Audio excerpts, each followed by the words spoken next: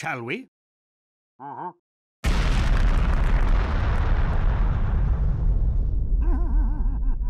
Yo, what's going on, everybody? OwNaGe today. Yes, that was a new intro, guys. Let me know what you guys think of that down below. But before you do, hold that thought for a second before the video, because there's some interesting stuff in this video as well. So hold on to that thought just a second before the video. Now, in this video, we're going to be talking about what are the best spy watches. Like, I know when you say that, guys, it's like, what are the best spy watches? Because after the gunmetal update, they've changed quite a bit. They've balanced a lot of weapons. There's like a whole page worth of them on the TF2 website. So you can check that out down below. I'll be leaving the link in the description to the TF2 website there. We're going to be talking about the Envious Watch. And before I go on, guys, I do not know what gameplay is in the background. I just have to let that out right now because it could be a good gameplay. I hope it is. It could be a crap gameplay. Because as a spy, guys, one thing you need to know about me, some days I'll be getting excellent kills, you know, stair stabs, everything, chains, everything, you know. But some days I just can't. I don't know. But anywho, we're talking about the Envious Watch and what I think of it and what is the best spy watch from right now, as after the gunmetal update came out.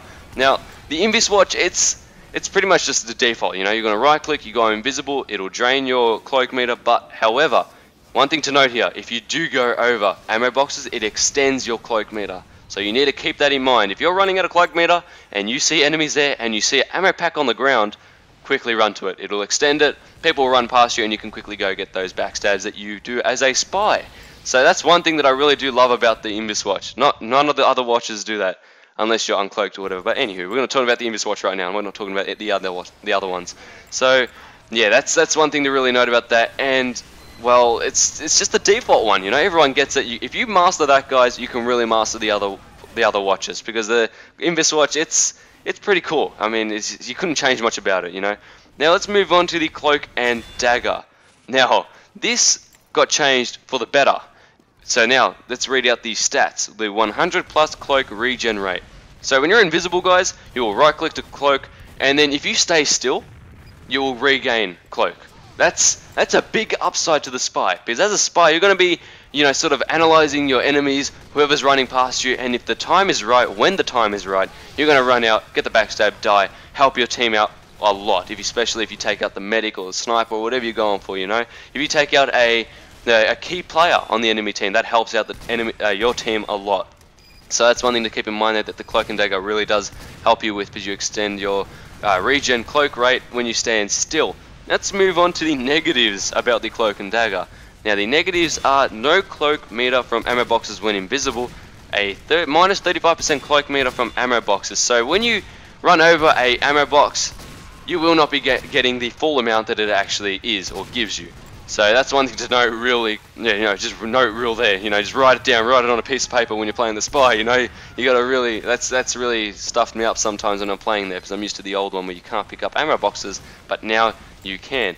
So that's one thing that I really do love about the Cloak and Dagger, though. You can actually regain, run over, because now when you kill people, they will drop ammo boxes, you can run over it, get your, you can just recloak and go on your way and backstab someone else as the spy. Now, the Cloak and Dagger, it's pretty cool, but let's move on to the last watch for today's video, the Dead Ringer. And yes, you guys are always saying, oh, the Dead Ringer, let's go, let's see what OwNaGe has to say. And it got a pretty heavy nerf, I have to admit.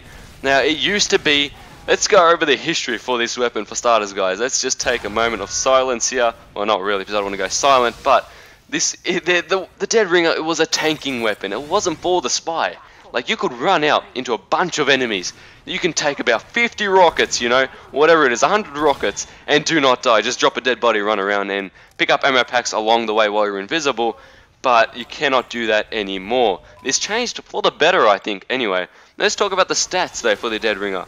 A plus 50 cloak regen rate, a 40 plus cloak duration, and minus a 50% cloak meter when feigned death is activated. That's one thing to note there, guys. When you're holding up the Dead Ringer, you need to know your surroundings. It's going to drain 50% of it. That's a lot. That's it's something you really need to know there, guys. I'm serious. And a no cloak meter from ammo boxes when invisible. So before, you used to be able to run over. So it's not like the Envious Watch anymore. They made the Envious Watch sort of unique in its own way. So all the watches do different stuff now. The Dead Ringer, when you're invisible, when you feigned your death, you used to be able to walk over boxes or whatever and extend it. Now you cannot. You have to be uncloaked, like the Cloak and Dagger, to regain your cloak meter. And a minus 35% cloak meter from ammo boxes. So it's like the Cloak and Dagger. You're not going to be gaining the full amount that the actual sort of crate gives you. So that's one thing to note there as well. And my best spy watch, guys, as the video comes to a close here, the best spy watch in my opinion is the Cloak and Dagger.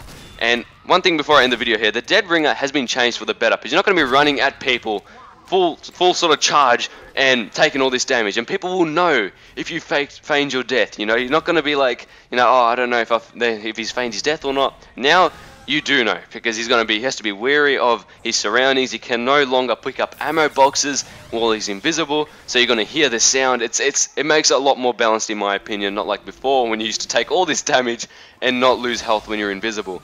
So yeah, in my opinion, guys, the Cloak and Dagger wins this this video of watches for the spy, because, well, you can stay invisible and know your surroundings. Analyze your surroundings before you go out and go for the attack on the enemy team, because that really does help out your team, like I said before. And the spy is a sneaky class, you know, you're supposed to go invisible first and hide. The faking your death part is great. Don't get me wrong, guys, it's great, but the fact that it makes a loud noise really... yeah, I've had situations, guys, where I would have gotten away with it with the other watches because I just cloak and doesn't make a loud noise, but this one it goes zoom, and everyone hears it and turns around and goes, oh, it's spy, and you're like, oh no, and then you die. So yeah, and is that something new, guys? The music in the background right now? Yes, that is my new outro. Let me know what you guys think down below of this video. Let me know what you guys think of your favorite watch as well as the intro and outro. And one thing to note, just quickly here, guys, I'm trying to edit in for the outro a sort of, well, just a sort of little clip there where you guys can click a clickable link for the videos, but I'm trying to see how it goes, because I'm not sure if I'll be able to do it at the moment, because I'm still new to editing with this software that I use, and it'll happen in the future, that's all I can say. So I hope to see you all in the next one.